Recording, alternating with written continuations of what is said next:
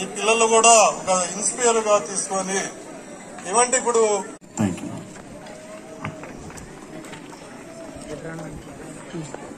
అవునా సార్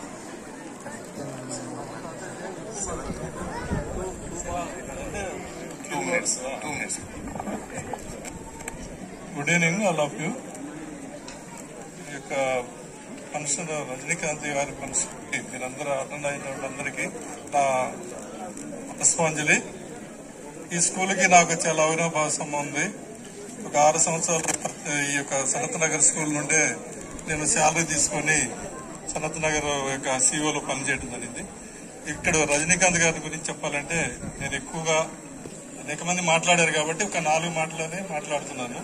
చాలా ఇప్పుడు మీల్స్ కూడా లంచ్ టైం అయింది కాబట్టి ఆయన యొక్క క్యారెక్టర్, ఆయన ఇన్స్టిట్యూషన్లకి ఏం చేశాడు అనేది కనుక చూస్తే మనం జీవితం అంతా మొత్తం అంకితం చేశాడు.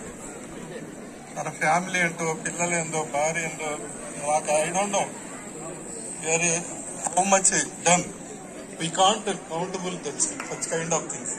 అది ఒకటి నేను చూశాను. ఆయన హెల్పింగ్, ఆయన మాతో నేను 2006 లో వచ్చాను, 2015 దాకా పనిచేశాను సోషల్ స్టడీస్.